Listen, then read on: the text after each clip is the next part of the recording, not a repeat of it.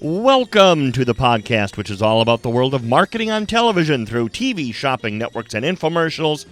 Are we on the air? I'm your host, Sean Wilsey, and for over 30 years I hosted shows on cable shopping networks, generating hundreds of millions of dollars in sales, and now I want to be your guide into this world, explaining how it works, why it works, what doesn't work, and introduce you to the people who are making it the success that it is today. What doesn't work seems to be our focus. Once again, as we continue to look at the year 2022 and what is going wrong, frankly, with the industry, and QVC in particular, since they're the big guys, let's face it, QVC and HSN, and what is just not working out for them, because it's a lot. And in fact, in a coming show, we're going to talk more about the corporate changes that they are making, which we kind of predicted, didn't we, was going to be happening, that there would be some corporate changes. And what? Did you hear that? There's another version? It's April, apparently.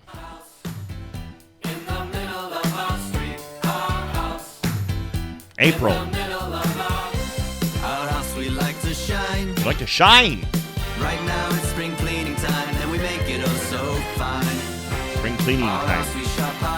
Yes, we do. Yes. By the way, okay, here's where it gets monotonous. Now, I'm noticing something here. Now, wait a second. And again, this is... Okay, let's keep playing for a reason I'll explain in just a second. I'm just noticing something. We're 36 seconds in. Uh-huh. All right, wait a minute. I swear to you, I'm seeing this part for the first time ever. Is this 1958? The thing I was noticing, and the reason I kept that playing, was it was all women. The wife, the mom, was cleaning. By the way, this is the whitest household you've ever seen in your life. And then as the woman was cleaning, the little girls were helping out. And now I'm hit with father comes home and the little boy has just walked. Oh, my Lord. How were they not racked over the coals for these commercials last year? Seriously, in the days we're living in, how was Hy-Vee not taken to, maybe because they're regional? I don't know. This might be the first time this has been brought up. Oh, my Lord. I swear to you, I did not know it was going in this direction. I thought it would be fun since I found out there was yet another version of this commercial just a few hours ago before I started recording this. I thought it would be fun to play that. Well, this just derailed our whole show now. This is the whitest, most outdated commercial I think I've ever seen. Is she going to go brew coffee now and he's going to throw it in the plant because he doesn't like it? I swear to you, I have to see how this finishes now.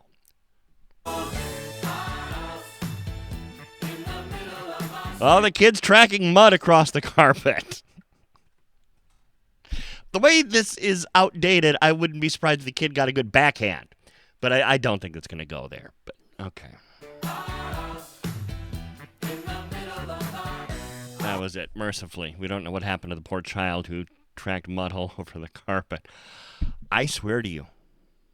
Again, I did not see that until just now. How were they not crucified last year when that came out? That is the most outdated. The mom is home doing all the cleaning. Dad is at work. He's out with the son who's playing sports because that's what men do. Women stay at home. They clean the house. Seriously, Hy-Vee, you got away with murder on that. I'm shocked by that. Anyway, I thought we'd have just a little fun detour there. I didn't expect it to go in that direction because, as I was saying, QVC and HSN, but I'm going to talk about it just in the broad sense of QVC, since they are the big one and they're the ones that bring home the bacon. They're the men out hard working. Oh, man. Anyway, I totally have lost my train of thought. But what is QVC going to do? They are making some corporate changes, which we'll talk about down the road. But as somebody who spent 30 years hosting on television, and I'm telling you from experience, anytime there's a problem at a network, anytime sales are down, if a show suffers, if there's a much talked about show that's coming up, we're looking forward to the launch of Fred's Candles, or what's his name, Frank, that I had doing candles, whatever it was. If the show doesn't go, the first thing management's going to ask is, was the host prepared? What was wrong with the host? It's always on the host. So let's be fair. Let's take a look at the host core, and let's see. Maybe there are some issues with the host core at these networks that have been around forever. And when I say forever, I mean, again, this is an industry that started in the 80s in a general sense, in a big sense, and some of these hosts have been there since the beginning. Have they evolved with the time? Has the format evolved with the times? I want to play just some quick audio for you because this is an example of transcending time 40 years. In a way that will make sense in just a second. We're about to go back to 1981. With the star of Family Feud, Richard Dawson.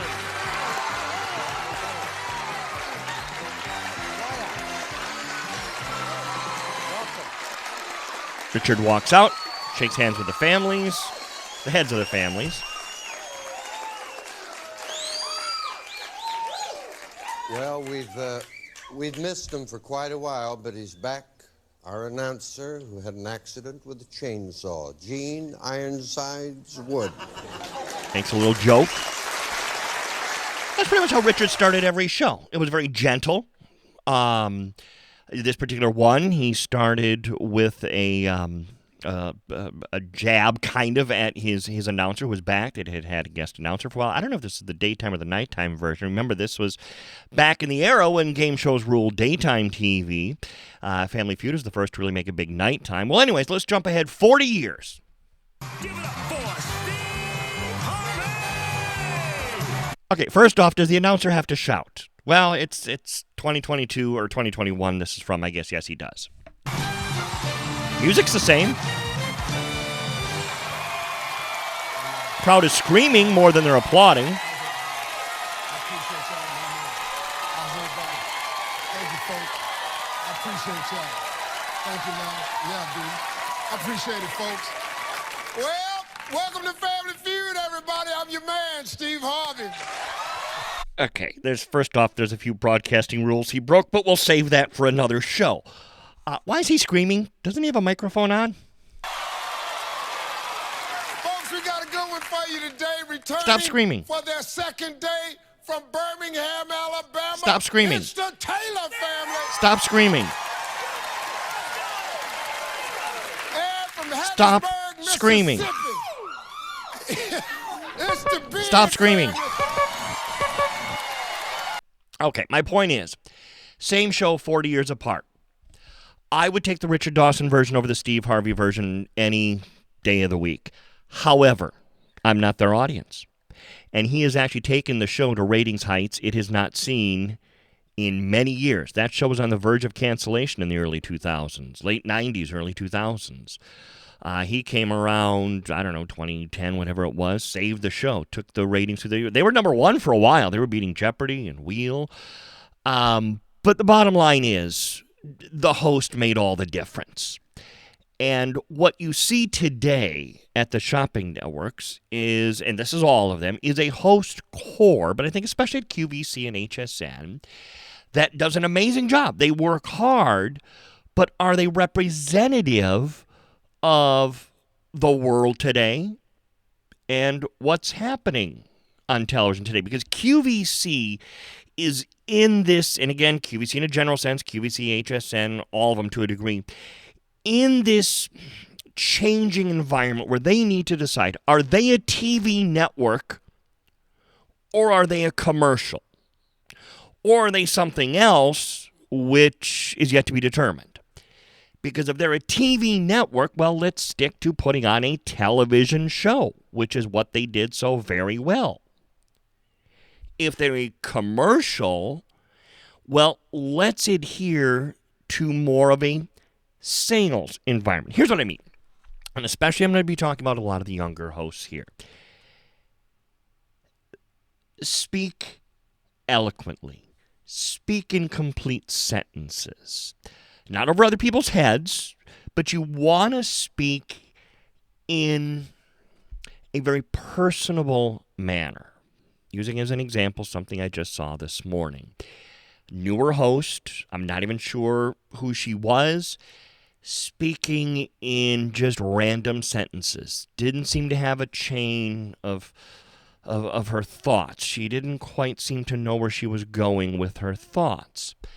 And part of this could be these shows are so heavily produced these days. So that's why if you're going to blame the hosts, well, a lot of the times it's the hosts that are taking direction. Back in the glory days of this industry, the hosts had a format that they followed in a presentation, but otherwise they were out there doing their own thing, saying things in the order that they felt made sense to the cell. Today, it is all formulaic. The structure is there, and so the hosts have to be puppets to a large degree. What the producer is telling them to do, they have to do. And so you need a good puppeteer to do that. I have said for probably 15 years now that the producer is becoming more important than the host. And so I think what they're doing is they're hiring good puppets that these puppeteers can work. And nothing against either role.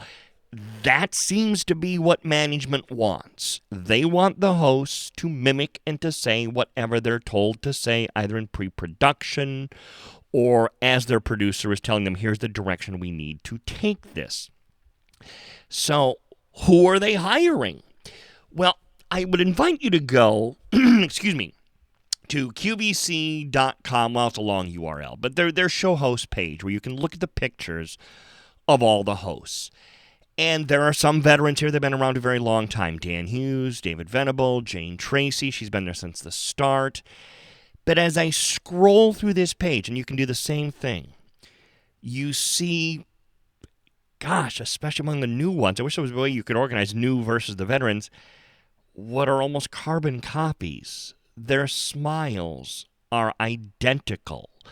Hairstyles, very similar. You have, again, with the exception of some of the veterans, Mary Beth Rowe stands out in her picture. But a lot of these others, it's, wow, you're doing what you're told. They have stylists right now. They never used to have these stylists that told the hosts everything that you need to wear and how to do your hair and all this. So, they've created these puppets that the puppeteers will get out there and dance and to tell what to do. Go to HSN. I don't want to pick on QVC. Let's do the same thing there. In fact, I hate to say it, but it's almost worse with some of the HSN, at least the photos. They have almost some of the exact same hosts in the exact same pose or exact same images, personalities, shall I say, in the exact same pose. It's like, wow, you've got your head tilted the same way, hair done the same way, eyes positioned the same way. It's just they're interchangeable. And in the glory days, you had a Steve Bryant, a Kathy Levin. You had these personalities that stood out from each other, so you knew what to expect. So what's the solution for this? What's the remedy for this? If I am hiring this host core that is so interchangeable in what they do, I can drop host A into show B. I can drop show host B into show A. They're completely interchangeable. That could be the wrong direction then for QVC and HSN. I have said for years, I think what you need to do is pigeonhole the hosts with certain shows. I need to know when David Venable's on, I'm going to see a cooking show.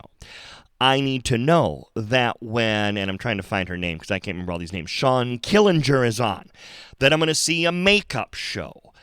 All of these hosts in the past sold everything.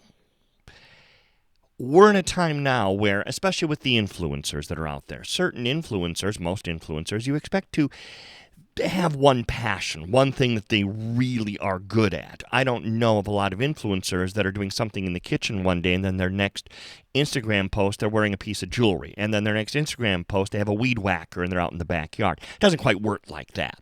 So they need to get these hosts into an area where each one is in their comfort zone. And I know what each one is going to be presenting. We've moved on, I'm afraid, from the day where each host should be trained in doing everything. And the argument would be made, well, that's what the guest is for. And well, I would counter-argue then, and that's why on Q2 at least you seem to be having the guests do solo shows because you expect that guest to be doing that one thing. So get the hosts involved in the same thing. And as I said in a previous podcast, I don't know as though they need the two networks. Take one of them down, and QVC's got like 4 going now. Take a couple of them, several of them down. Don't get rid of the host, but just move them into the roles where they're doing what they're best at. And then each host has their specialty. And I think that is ultimately the best direction to go. Issue 2. Issue 2. Another throwback to 30 years ago. Great, what was his name? Did the Sunday morning show. They used to mock it on SNL back in the day. I don't want to feel like I'm watching two people shopping. So often now when you watch these shows, it's the host and the guest. They're conversing. Have you ever stood in a Macy's and sat and observed two people shopping? No. I've never stood in an aisle at Walmart and just watched two people shop. That is what TV shopping networks have become. You at home are completely passive. You're not brought into the conversation anymore. The hosts aren't inviting you in. They're not bringing you in. And again, nothing against the host per se. They're doing what they're told to do. They're told, talk to the guest. They're told, speak to the guest. I want to play some audio for you that I literally just found again this afternoon. And I'm embarrassed to say, I don't even know who this host is in this QVC audio I'm about to play. His YouTube, I guess I should plug his YouTube, Damn, D-A-M-N Goodman, one word. So if you want to see this, apparently he was a host on the QVC Fashion Channel. And this is just this host chatting with a customer who had ordered something and was now talking to the host on air. Just listen to this.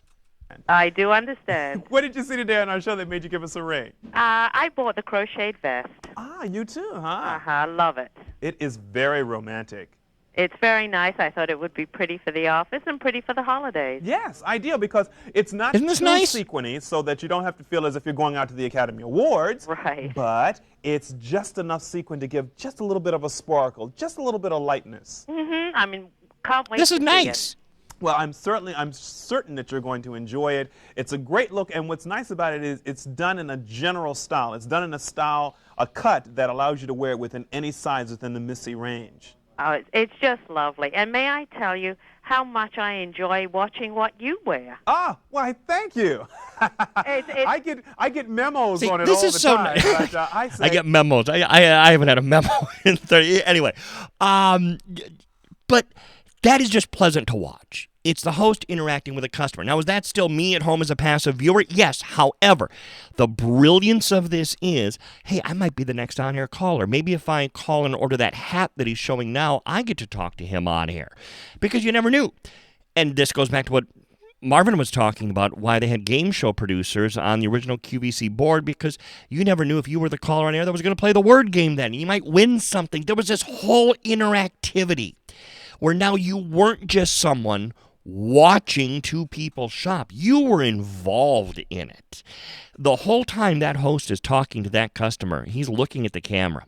Eyes never strayed away. He is dead looking at the camera, so he's looking at you at home. Even today, and they don't take on-air callers anymore to save their life. You might get a testimonial during a fitness product or something like that, but that's about it. Even then, their eyes aren't focused on the camera. You'll see the host, look at the guest, look at the host. It is lost that the customer is involved. That's why they could pre-tape these things. They could pre-tape all of this. And again, that might be the future. Maybe that's what they need to do. Just pre-record these, rerun them all day long. Nobody watches this all day long. You can run your 6 a.m. show at noon, at 6 p.m. No one will know the difference. The way the shows are set up today, nobody would know the difference. And this goes to my third point. Maybe this is what QVC needs to do, is to just get serious about cutting costs. And this goes back to, are you a TV network or are you a commercial? If you're a TV network, commit to being a TV network. And keep with your stylists, your hairstylists, and your makeup and wardrobe people, and because they have a cast. I wish they could roll credits on these so you could see all the people behind the scenes that are making that one person, that one face you see on TV, happen, because it would blow your mind, which is why their competition is one person at home with a smartphone. There are some fantastic, and I'm jumping ahead a little bit, but there's some fantastic Facebook Lives going on these days. I firmly believe a lot of those are really setting the stage for the future now. It is some people with a camera, a computer, so they can take orders. It's basically what Home Shopping Club was doing on radio in 1977, but they're doing it now on Facebook Live at maybe 100th the cost of what it costs QVC and HSN to produce a television show. So if they want to be a TV network, then yes, fancy studios, big bright studios. I think one of the biggest mistakes in hindsight QVC did was Studio Park. They built all of this. They're not using the whole thing with a studio audience, not using it. All these sets and studios they don't need. They use the same few sets over and over and over again. But if you want to be a TV network, then great. Do all that. But then you're going to have yearly and quarterly results like you just had. If you want to be a commercial, then scale back. And that's going to mean consolidating these networks down to one or two. Take some of these hosts, make them guests, make all your hosts experts in product categories, and refocus your energy. Pre-record the silly things. There's no reason why you need to be live 24/7. As long as they're live 24/7, they're paying crews, production people, the whole thing to keep it going all the time. And if you're not interacting with the customer anymore, and you're not, that was the last reason to stay live all the time. A product sells out, clip, you cut it from the tape. It's not even like you have to edit videotape anymore. It's all digitally recorded. Boom, one push of maybe two buttons, and it's done, and it's finished. But again, getting back to the hosts. Again, we need hosts that can be individuals, that are not carbon copies of each other. Do you know actually who summarizes this best? Who summarizes this best is a fictional character from a TV show that existed about, 51 years ago. I'm trying to think, do I need to set this up anymore? For some people, yes. For some people, no. We'll play it. We'll see. Then what do you need me for? Because you fit the suit. And that's what it has become to a large degree. When all the hosts become carbon copies of each other, it's just, you fit the suit. Why'd I get this job? You fit the suit. You fit the look that we want. When they get back to doing what they do well, interacting live as they did, but again, modernizing it for modern times. You've got to contemporize it a little bit. And maybe that is just pre-recorded, then go the direction of the commercial. I don't know, but they've got two choices to make. And right now, QVC and HSN, they're in the middle. They're right in the middle. They're not really a TV network. They're not really a commercial. So they've got some decisions that I think they need to make, and who knows where ultimately that all that's going to lead. There's our time's up signal, so unfortunately we are out of time for this edition of Are We On the Air? By the way, one other thing, just very quickly. I know Orson Welles already said time was up, but do you know one thing I noticed? In the 2 pages of host pictures on QVC and HSN, and this goes back to the carbon copy, one host in glasses. One.